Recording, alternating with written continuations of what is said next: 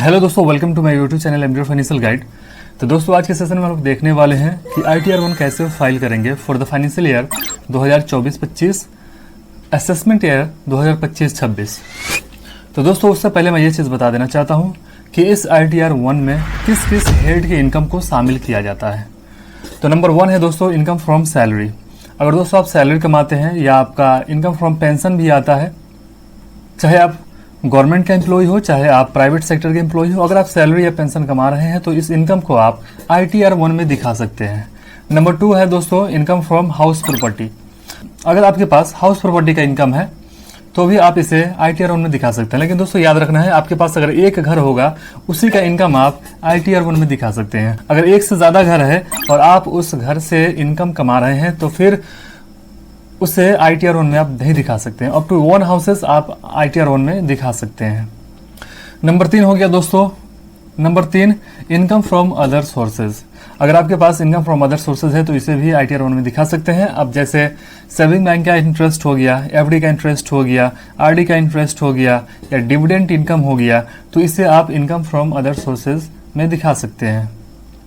लेकिन दोस्तों कुछ ऐसा भी इनकम है इनकम फ्रॉम अदर सोर्सेज का जिसे आप ITR 1 में नहीं दिखा सकते हैं, जैसे income from lottery, income from gambling, owing and maintaining of race horses. इन तमाम चीज़ों का इनकम को आप ITR 1 में नहीं दिखा सकते हैं। नंबर 4 होता है दोस्तों कैपिटल गेन।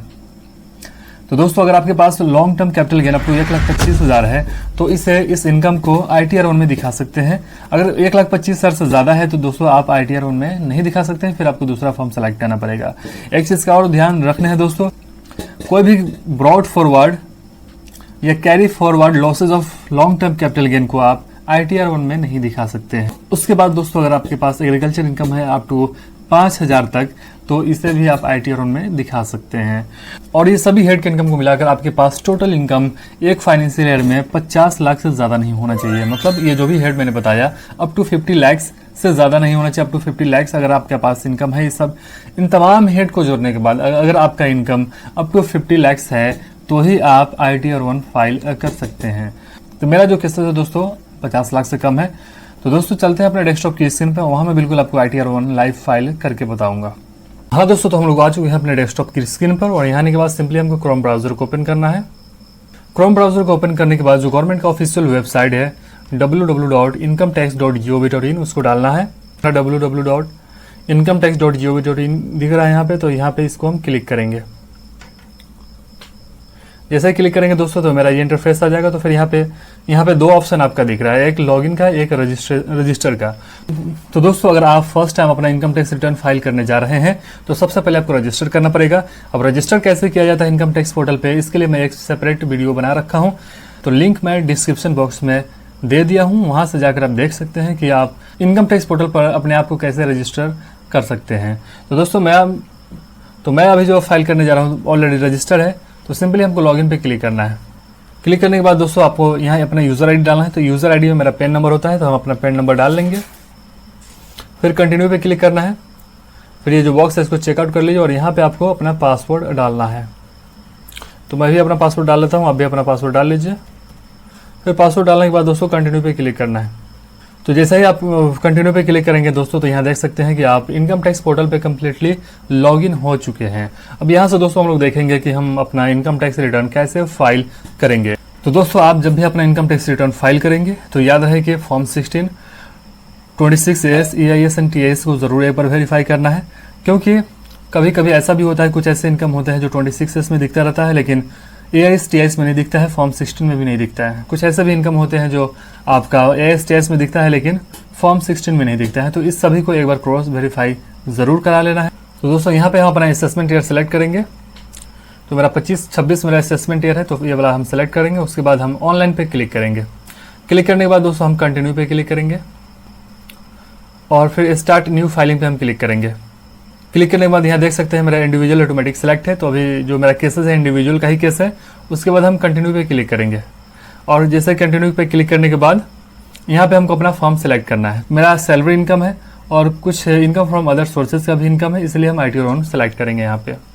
और सेलेक्ट करने के बाद प्रोसीड विद ITR 1 पे क्लिक करना है। तो जैसा ही क्लिक करेंगे दोस्तों तो यहाँ पे एक पॉपअप आएगा, इसको एक बार पढ़ लेना है। यहाँ पे ये जो लिख रहा है दोस्तों, इसका मतलब ये होता है कि आपका जो टैक्स रिजाइम है, एक ओल्ड टैक्स होता है, ओल्ड टैक्स रिजाइम है, एक न्यू टैक्स रिजाइम है। तो यहाँ पे ये बोल रहा है कि आपका जो टैक्स रिजाइम ऑटोमेटिक न्यू वाला सेलेक्ट हो जाएगा, लेकिन फिर भी आपको कंपेरिजन करना है ओल्ड वाले के साथ, जिसमें आपको कम टैक्स बनेगा, उस रिजाइम से आपको अपना इनकम टैक्स रिटर्न फाइल करना है। उसके बाद फिर दोस्तों नीचे में क्या लिखा हुआ है कि अगर आप न्यू टैक्स रिजाइम से फाइल करेंगे तो ये जो डायरेक्शन आपका HR LTA सबका जो दिख रहा है, TC ATD ATU ATE ATG ATTTA ATTTB, इन तमाम डिडक्शन आपको न्यू टैक्स रिजाइम में नहीं मिल पाएगा। इसका मतलब ये होता है। फिर हम इसको ओके पे क्लिक कर लेंगे। क्लिक करने के बाद दोस्तों यहाँ पे हम लेट गेट स्टार्टेड पे क्लिक करेंगे। तो जैसे ही यहाँ पे क्लिक करेंगे दोस्तों, यहाँ पे देख सकते हैं मेरा बहुत 3 ऑप्शन आ रहा है यहाँ पे कि taxable income is more than basic exemption limit. तो मेरा जो केसेस है फर्स्ट वाला ही केसेस है, इसके अलावा भी और भी यहाँ पे बहुत सारा यहाँ दिया हुआ है, एक बार आप देख लीजिएगा। आप जिस केस में फॉल कीजिएगा उसमें अपना डाल लीजिएगा। अगर कुछ समझ में ना आए दोस्तों तो सिंपली अदर पे क्लिक करना है और कंटिन्यू पे क्लिक करके आगे अपना बढ़ सकते हैं। लेकिन दोस्तों मेरा जो अभी इनकम है, मेरा taxable income is more than basic exemption limit है, इसलिए मैं फर्स्ट वाला को टिक आउट किया हूँ। फिर उसके बाद आपको कंटिन्यू पे क्लिक कर लेना है। कंटिन्यू पे क्लिक करने के बाद दोस्तों फिर एक पॉपअप यहाँ पे आता है। तो दोस्तों इसका मतलब होता है कि आप अभी जो फॉर्म भरेंगे वो बहुत सारे ऐसा डाटा होता है कि ऑटो फिल होता है, लेकिन जो ऑटो फिल डाटा है उसको AIS-TI से एक बार ज़रूर वेरीफाई करने हैं। तो फिर इस पर दोस्तों आपको ओके पे क्लिक कर देना है। क्लिक करने के बाद मेरा फर्स्ट यहाँ पे देख सकते हैं कि मेरा 5 हेड यहाँ पे खुल जाता है। तो इस 5 हेड में ही हमको भरना पड़ता है। तो मेरा जो फर्स्ट वाला जो हेड है पर्सनल इन्फॉर्मेशन का है, तो इस पर हम क्लिक करेंगे। तो सबसे पहले मुझे पर्सनल इन्फॉर्मेशन को वेरीफाई करना पड़ेगा, तो एक बार देख लीजिएगा आप। फिर उसके बाद आपको नीचे आ जाने हैं। तो दोस्तों यहाँ पे आपको सेलेक्ट करना है कि आप सेंट्रल गवर्नमेंट का एम्प्लॉय है या स्टेट गवर्नमेंट एम्प्लॉय है या पेंशनर्स है। तो मेरा जो केसेस है दोस्तों यहाँ बहुत सारे यहाँ पे दे रहा है, यहाँ पे देख सकते हैं CG pensioner, SG pensioner, PSU pensioner, other pensioner. अगर आप प्राइवेट सेक्टर से होंगे दोस्तों तो सिंपली आपको अदर पे क्लिक करके आपको आगे फाइल करना है। दोस्तों स्टेट गवर्नमेंट का एम्प्लॉय है तो स्टेट गवर्नमेंट हम सेलेक्ट कर लेते हैं। फिर हम नीचे आ जाएंगे तो यहाँ देख सकते हैं कि मेरा 139(1) ऑटो डिफॉल्ट मेरा लिए हुआ है, क्योंकि हम जो अपना इनकम टैक्स रिटर्न जो फाइल कर रहे हैं ऑन और बिफोर ड्यू डेट फाइल कर रहे हैं। फिर उसके बाद यहाँ दोस्तों देख सकते हैं कि मेरा new tax regime automatic selected है। यहाँ पे या नो वाला जो है हमारा दिख रहा है, यहाँ न्यू टैक्स रिजाइम, ये हमारा न्यू टैक्स रिजाइम से सेलेक्ट है। तो हम अपना टैक्स को कंपेरिजन करने के लिए फिर भरने के बाद हम यहाँ पे यस करके भी हम कंपेरिजन कर सकते हैं कि मेरा ओल्ड से ज़्यादा टैक्स बन रहा है कि न्यू से ज़्यादा टैक्स बन रहा है। नीचे आने के बाद दोस्तों यहाँ पे अपना बैंक डिटेल्स एक बार ज़रूर वेरीफाई कर लेंगे। और यहाँ देख सकते हैं मेरा नॉमिनेटेड फॉर रिफंड लिखा हुआ है और ये चेकआउट भी है, वैलिडेट भी हो चुका है। तो अगर आपके पास जो भी बैंक अकाउंट होगा आप ऐड कर लीजिएगा, अगर ऐड नहीं होगा तो उसको वैलिडेट भी ज़रूर कर लीजिए ताकि आपके पास, ताकि कोई भी रिफंड हो तो डायरेक्टली आपके अकाउंट्स में वो आ जाए। फिर हमको नीचे आना है और कन्फर्म पे क्लिक करना है दोस्तों। कन्फर्म पे क्लिक करने के बाद दोस्तों यहाँ पे देख सकते हैं कि मेरा जो फर्स्ट वाला हेड था वो मेरा कंप्लीट हो चुका है। अब हमको आना है सेकेंड वाले में। तो सेकेंड वाले में हमको ग्रोस टोटल इनकम डालना है, तो इस पर हम क्लिक करेंगे। क्लिक करने के बाद दोस्तों हम एक बार यहाँ देख सकते हैं कि मेरा जो सैलरी का इनकम है 4,95,270 रुपया, ये ऑटो फिल है हमारा। तो इसको एक बार हम वेरीफाई कर लेंगे अपने 26A से और AIS-TI से एक बार हम ज़रूर वेरीफाई कर लेंगे। तो एक बार दोस्तों हमको AIS अपना देख लेना है सबसे पहले। तो यहाँ पे AIS पे आ जाएंगे और प्रोसीड पे क्लिक करेंगे। क्लिक करने के बाद दोस्तों यहाँ पे AIS पे आ जाएंगे और फिर यहाँ पे PIS पे क्लिक करेंगे। क्लिक करने के बाद दोस्तों यहाँ पे देख सकते हैं कि मेरा 4,95,000 मेरा जो सैलरी इनकम यहाँ दिखा रहा है 4,95,270 रुपये का सैलरी इनकम दिखा रहा है हमारा यहाँ पे। और यहाँ भी मेरा जो ऑटो फिल लिया है 4,95,270 रुपये का ही लिया है। फिर एक बार हम 26A से भी वेरीफाई करेंगे। तो हमको 26A को देखने के लिए यहाँ पे फाइल में आएंगे, इनकम टैक्स रिटर्न्स में आ जाएंगे और यहाँ पर आने के बाद यहाँ देख सकते हैं मेरा व्यू फॉर्म 26A दिखा रहा है। तो इस पर क्लिक करेंगे। क्लिक करने के बाद कन्फर्म कर दीजिए आप। फिर ये जो बॉक्स है इसको चेकआउट कर लेना है और प्रोसीड पे क्लिक करना है। क्लिक करने के बाद दोस्तों यहाँ पे व्यू टैक्स ये फॉर्म 26 यहाँ पे क्लिक करना है। क्लिक करने के बाद यहाँ आपको अपना असेसमेंट ईयर सेलेक्ट करना है। तो मेरा असेसमेंट ईयर है 25-26 सेलेक्ट कर लिए। फिर यहाँ पे हम HTML सेलेक्ट कर लेंगे। फिर यहाँ पे क्लिक करेंगे, व्यू एंड डाउनलोड पे क्लिक करेंगे। तो अब नीचे आ जाइए, यहाँ पे देख सकते हैं दोस्तों कि जो पंजाब नेशनल बैंक से जो मेरा सैलरी दिखा रहा है 4,95,270 रुपये का दिखा रहा है। और AIS में जो मेरा दिखा रहा है यहाँ भी 4,95,270 रुपया का ही दिखा रहा है। तो दोस्तों मेरा ये ठीक है, तो हम इसको डाल लेंगे। तो मेरा जो ऑटो फिल है वो मेरा सही है। उसके बाद इंडियन बैंक पटना से भी मेरा क्या है, इंटरेस्ट है 36,944 का। तो दोस्तों यहाँ पे मेरा देख सकते हैं कि इंडियन बैंक से जो मेरा इंटरेस्ट दिखा रहा है, ये मेरा FD है, टर्म डिपॉजिट मेरा किया हुआ है। तो ये इसका जो इंटरेस्ट दिखा रहा है यहाँ पे 36,944 रुपया दिखा रहा है। तो 26 ईयर्स में जो मेरा दिखा रहा है 36,944 रुपया। अब इस चीज़ को हम देखते हैं कि मेरा AIS में कितना दिखा रहा है। तो इस पर आ जाएंगे हम और इंटरेस्ट फ्रॉम डिपॉजिट पे क्लिक करेंगे। क्लिक करने के बाद दोस्तों यहाँ पे देख सकते हैं कि इंडियन बैंक से मेरा 36,944 है और 26 ईयर्स में भी मेरा 36,944 दिख रहा है। लेकिन अब देख सकते हैं यहाँ पे कि मेरा जो ये बैंक ऑफ महाराष्ट्र का जो इंटरेस्ट है, यहाँ पे भी मेरा टर्म डिपॉजिट है, फिक्स डिपॉजिट हम किए हुए हैं। तो उसका जो इंटरेस्ट है 39,797। तो देखिए दोस्तों यहाँ पे मेरा TIS में 39,797 दिख रहा है, लेकिन मेरा 26 ईयर्स में ये इंटरेस्ट रिफ्लेक्ट नहीं कर रहा है। तो दोस्तों अगर हम 26 ईयर्स के अकॉर्डिंग अगर हम 36,944 FD का इंटरेस्ट अगर हम डाल लेते हैं तो याद रखिएगा 100% श्योर है कि आपको नोटिस आ ही जाएगा।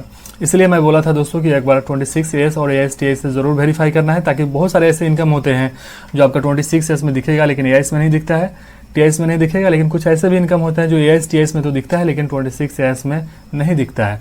अब यहाँ पे देख सकते हैं कि हमारा इंडियन बैंक का जो FD का इंटरेस्ट था वो हमारा 26 ईयर्स में दिख रहा है, लेकिन जो बैंक ऑफ महाराष्ट्र का था वो इंटरेस्ट हमारा 26 ईयर्स में नहीं दिख रहा है, लेकिन TIS में हमारा दिख रहा है। तो अभी हम दोनों इंटरेस्ट को डालेंगे। तो मेरा इनकम फ्रॉम सैलरी 4,95,270 रुपया सही है। अगर आपका कुछ अगर गड़बड़ होगा तो यहाँ पे एडिट पे क्लिक करने के बाद आप यहाँ पे चेंज भी कर सकते हैं।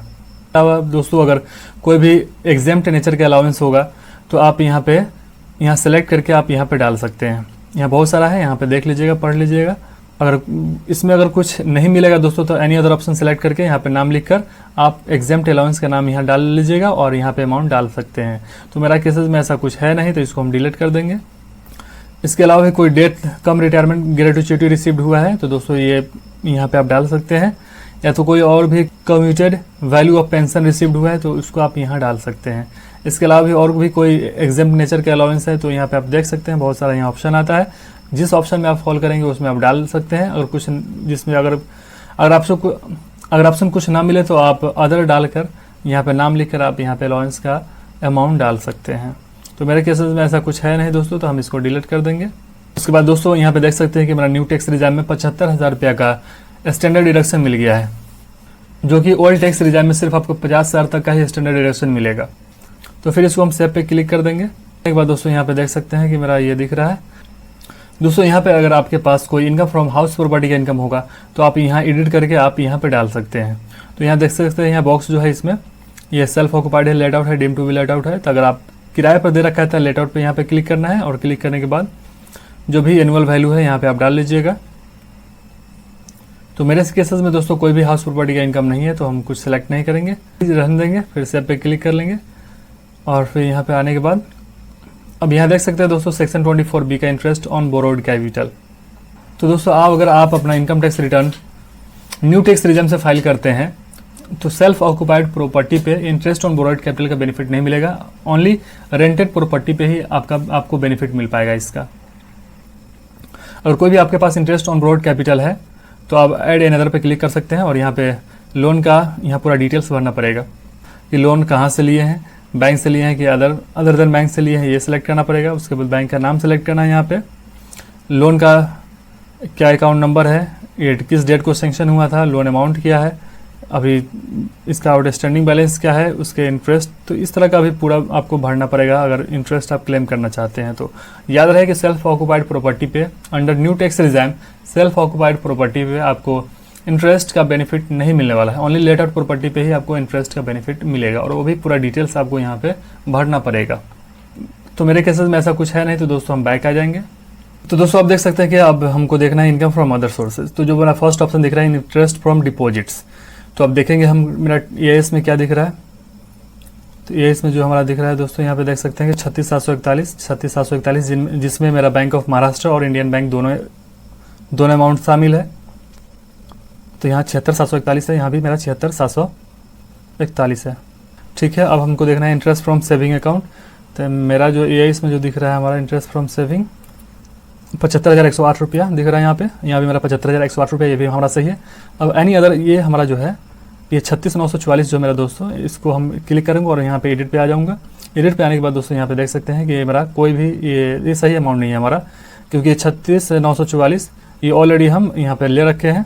36,944 एफडी का इंटरेस्ट था, बैंक ऑफ इंडियन बैंक का था, तो इसको हम ऑलरेडी ले रखे हैं। तो इसको हम अब हटा देंगे, इसको हम 0 कर देंगे और सेव पे क्लिक कर देंगे। यहाँ पे आ जाएंगे ताकि ये ऑप्शन ही चला जाएगा हमारा। तो यहाँ देख सकते हैं कि इनकम फ्रॉम अदर सोर्सेज भी मेरा सही हो गया 1,52,534 रुपया। तो मेरा जो ग्रॉस टोटल इनकम हो रहा है 5,72,804 रुपया यहाँ पे हमारा दिख रहा है। दोस्तों यहाँ पे अगर आपके पास कोई भी एग्जाम्प्ट इनकम होगा तो आप यहाँ पे डाल सकते हैं। जैसे अगर आपके पास एग्रीकल्चर इनकम 5,000 तक का है, चाहे और भी यहाँ पे बहुत सारा ऑप्शन यहाँ पे आ रहा है। अगर इसमें किसी में भी आप अगर फॉल करते हैं तो दोस्तों आप एग्जाम्प्ट इनकम यहाँ पे आप डाल सकते हैं। तो मेरे केसेस में कुछ नहीं है तो 0 है, तो सेव पे क्लिक कर लेंगे। उसके बाद दोस्तों अगर आपके पास कोई भी लॉन्ग टर्म कैपिटल गेन है अप टू 1,25,000 तो आप इसको यहाँ पे दिखा सकते हैं। जैसे सेल कंसिडरेशन यहाँ पे डाल लेना है और उसका कॉस्ट ऑफ एक्विजिशन का यहाँ पे डाल लीजिए। तो मेरा जो लॉन्ग टर्म कैपिटल गेन जो मेरा होना चाहिए दोस्तों 1,25,000 या उससे कम होना चाहिए। उससे अगर ज़्यादा होगा तो फिर आप ITR फाइल नहीं कर पाएंगे। मेरे पास कुछ है नहीं तो फिर हम कन्फर्म पे क्लिक कर लेंगे। कन्फर्म पे क्लिक करेंगे दोस्तों तो यहाँ देख सकते हैं कि मेरा जो पार्ट बी है ग्रॉस टोटल इनकम का हेड भी कन्फर्म हो चुका है। अब दोस्तों हम लोग चलेंगे टोटल डिडक्शन में। तो टोटल डिडक्शन में अगर कोई भी आपका, तो यहाँ पे देख सकते हैं अगर आपका एम्प्लॉयर ADCC-D2 में अगर पेंशन स्कीम में कंट्रीब्यूट किया है तो दोस्तों यहाँ पे अपना एडिट करके यहाँ पे डाल सकते हैं। इसका डिडक्शन आपको मिल जाएगा न्यू टैक्स रिजाइम में। इसके अलावा और तो कोई यहाँ पे दिख नहीं रहा है। फिर आपको डालने के बाद कंफर्म पे क्लिक करना है। तो देख सकते हैं हमारा तीसरा भी मेरा कंफर्म हो गया है, टोटल डिडक्शन का कॉलम भी मेरा कंफर्म हो गया। अब टैक्स वेब पेड पे हम आ जाएंगे। तो दोस्तों यहाँ पे देख सकते हैं कि आपका सैलरी के अंदर TDS सर कटा हुआ है तो फर्स्ट वाले ऑप्शन में यहाँ पे दिखेगा। अब अदर देन सैलरी अगर TDS कटा हुआ है तो दोस्तों आपका यहाँ पे दिखेगा। मेरा कोई TDS कटा हुआ नहीं है इसलिए मेरा नहीं दिख रहा है। तो यहाँ देख सकते हैं दोस्तों अगर कोई भी एडवांस टैक्स वगैरह आप पेमेंट किए हुए हैं तो यहाँ पे दिखेगा, चाहे TCS वगैरह कटा हुआ है तो यहाँ पे आपका दिखेगा। तो मेरा ऐसा कोई भी केसेस नहीं है तो हम फिर इसको कन्फर्म पे क्लिक कर देंगे। आपका अगर होगा तो आप डाल लीजिएगा। फिर उसके बाद हमको वेरीफाई करना है, वेरीफाई योर टैक्स लायबिलिटी। जब लास्ट ऑप्शन है उसको हमको डालना है। तो अब देखना है कि मेरा टैक्स बन रहा है कि नहीं बन रहा है। तो मेरा जो टोटल इनकम है 5,72,804 रुपया का है। तो मेरा जो टैक्स बना दोस्तों 13,640 रुपया का। तो अंडर न्यू टैक्स रिजाइम 25 साल तक हमको रिबेट मिलता है। तो मेरा टैक्स जो है नील हो गया है यहाँ पे। तो हम कंफर्म पे क्लिक करेंगे। क्लिक करने के बाद दोस्तों प्रोसीड टू वेरिफिकेशन पे हमको क्लिक करना है। अब यहाँ देख सकते हैं दोस्तों कि पाँचों का पाँचों हेड मेरा कंफर्म हो चुका है। प्रोसीड टू वेरिफिकेशन पे एक बार हम क्लिक करेंगे। क्लिक करने के बाद दोस्तों यहाँ पे दिखा रहा है हमारा you need to make a payment of 0 rupees, मतलब कोई भी हमारा टैक्स नहीं बन रहा है। तो एक बार प्रीव्यू कर लेंगे। प्रीव्यू करने के बाद जो बॉक्स है इसको चेकआउट कर लीजिए, प्लेस यहाँ पे डाल देना है और प्रोसीड टू वैलिडेशन पे क्लिक करेंगे। क्लिक करने के बाद यहाँ देख सकते हैं दोस्तों वैलिडेशन मेरा सक्सेसफुल हो गया। मेरा कोई भी एरर नहीं है। अगर कुछ भी अगर आपके पास अगर एरर होता तो यहाँ ही बता देता कि क्या एरर है। फिर उसको हमको प्रीव्यू करना है। उसके बाद दोस्तों नीचे आ जाना है और नीचे आने के बाद दोस्तों आपको प्रोसीड टू वैलिडेशन पे क्लिक करना है। तो क्लिक करने के बाद दोस्तों यहाँ पे देख सकते हैं कि अपलोड लेवल वैलिडेशन हो चुका है। अब प्रोसीड टू वेरिफिकेशन पे करना है क्लिक। क्लिक करने के बाद दोस्तों आप बाद में भी वेरीफाई कर सकते हैं या तो अभी भी वेरीफाई कर सकते हैं, कोई दिक्कत नहीं है। तो दोस्तों अभी हम वेरीफाई नाउ पे क्लिक करेंगे। उसके बाद कंटिन्यू पे क्लिक करेंगे। कंटिन्यू पे क्लिक करने के बाद यहाँ पे दोस्तों यहाँ देख सकते हैं ऑप्शन हो जाता खुल जाता है। अब आधार पे भी OTP भेज कर अपना रिटर्न फाइल कर सकते हैं, या तो अगर आपके पास DSC है तो DSC से भी रिटर्न फाइल हो जाएगा, या तो दोस्तों नेट बैंकिंग से भी फाइल कर सकते हैं, चाहे कोई भी मोबाइल बैंक अगर बैंक में लिंक है उससे भी कर सकते हैं, डीमेट अकाउंट से भी कर सकते हैं। तो अभी हम फाइल करेंगे दोस्तों आधार वाले से। तो यहाँ पे क्लिक करेंगे आधार वाले पे और कंटिन्यू पे क्लिक करेंगे। कंटिन्यू पे क्लिक करने के बाद दोस्तों ये बॉक्स को चेकआउट कर लिया और जनरेट OTP पे क्लिक कीजिएगा। तो जैसे जनरेट OTP पे क्लिक कीजिएगा दोस्तों तो OTP मोबाइल पे आपके रजिस्टर्ड मोबाइल जिससे भी आधार आपका लिंक होगा उसमें मोबाइल पे OTP आ जाएगा। फिर आपको OTP डालने के बाद वैलिडेट पे क्लिक करना है। तो दोस्तों जैसे भी वैलिडेट पे क्लिक कीजिएगा तो आपका इनकम टैक्स रिटर्न बिल्कुल फाइल हो जाएगा। तो दोस्तों ये देखा आपने कंप्लीट प्रोसेस कि ITR हम लोग कैसे फाइल करते हैं और किन लोगों पे ITR अप्लीकेबल होता है। दोस्तों वीडियो कैसा लगा एक बार कमेंट करके ज़रूर बताइएगा और कोई भी डाउट होगा तो आप कमेंट कर सकते हैं। और अभी तक हमारे चैनल को सब्सक्राइब नहीं किए हैं तो चैनल को सब्सक्राइब ज़रूर कर दीजिए, वीडियो को लाइक कर दीजिए ताकि इसी तरह हमेशा आपको इसी तरह के वीडियोस इन्फॉर्मेटिव वीडियो हमेशा आपको मिलता रहे।